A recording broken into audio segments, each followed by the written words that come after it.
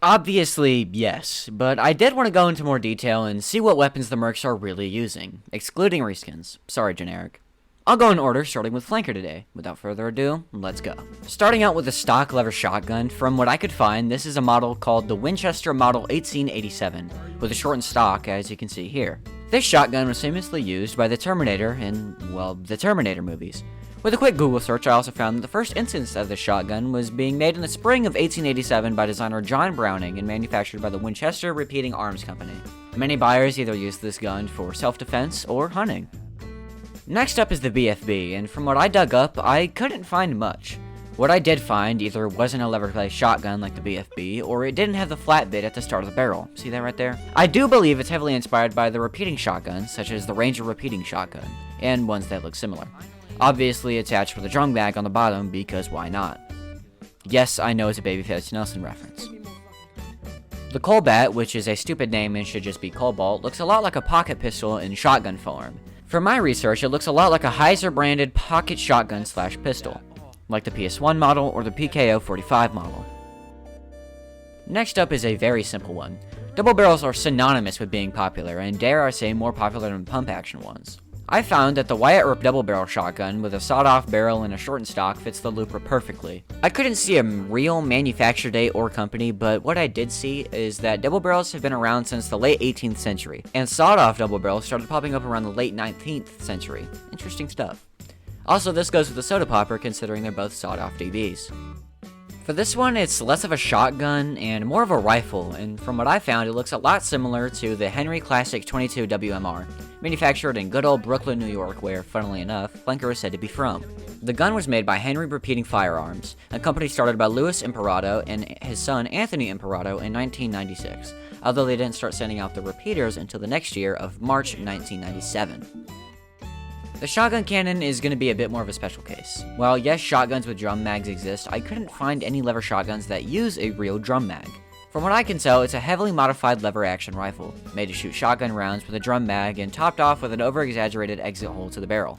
I didn't notice this while writing the script, but this looks a lot like a blunderbuss. Just thought I'd let you guys know, leave no stone unturned.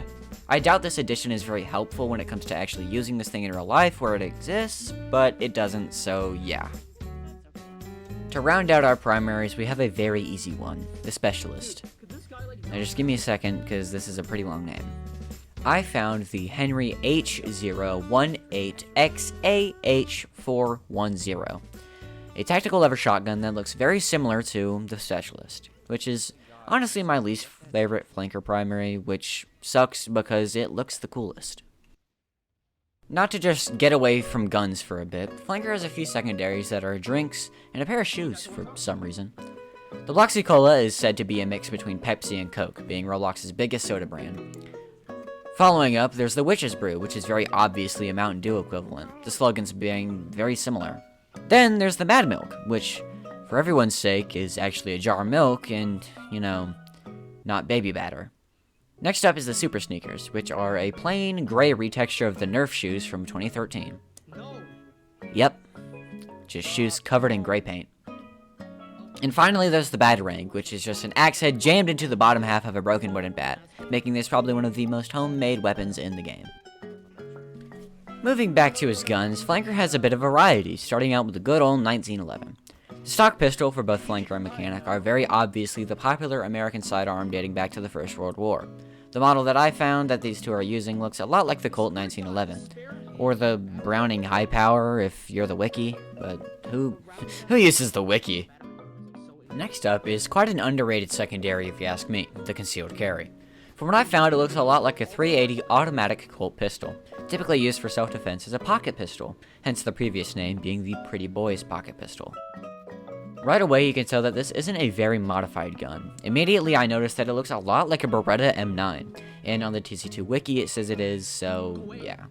This gun was first produced in 1985 and still is to this day, and a little fun fact is that at one point this was the US military's official service pistol, replacing the M1911, until the Sig Sauer M17 and M18 replaced the Beretta. The Winger, from what I saw, is a modified 1911, being made of a more bluish steel or metal, and having wings engraved onto either side. Not much to say about this guy, sorry. And finally, to start out our final stretch to this first episode, the stock bat is very obviously a metal baseball bat. Metal baseball bats were first seen in 1924 by William Schroyer, but weren't used in official baseball games until 1970. A funny bit of trivia is that it replaced wooden bats the MLB were previously using after being deemed safer than their original wooden counterparts. Unlike the stock bat, the atomizer is actually made of aluminum instead of metal, and it's now sporting team-colored stripes along the bat and handle, and topped off with an atom symbol detailed onto the side. Hence the name Atomizer. The Brooklyn Basher is obviously another bat. Shocking. This time being a wooden bat, sporting metal spikes onto the tip. Wooden bats were first seen in the 1840s, but I'll talk about the origin of wooden bats a bit more in the Sandman section. Also, no. Spikes on your baseball bat are not allowed in official MLB games.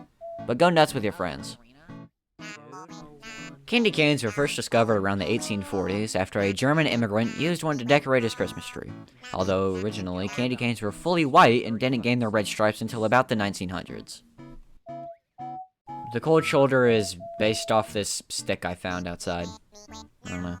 The Girl Scout is not a real thing, but it's clearly a bat-shaped coal-powered grill topped off with, well, the stovetop.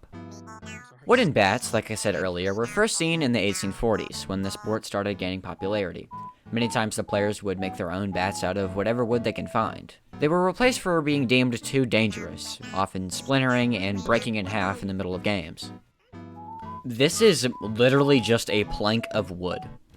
I know I did something funny for the cold shoulder and explained the Sandman, but this is literally just a plank of wood that Flanker found and deemed it a kid's toy. Modern-day wrapping paper was first seen in 1917 by the Hall brothers in Kansas City, Missouri. Wrapping gifts in paper, however, dates back to around 100 BC, so that's pretty cool. And that's all of Flanker's weapons. I hope you all enjoyed this video, and please don't hate me if I got anything wrong. I am far from a gun expert, and I don't claim to be. If you want to correct me on anything in the comments, go nuts. I love you all, and I'll see you in the next video. See ya.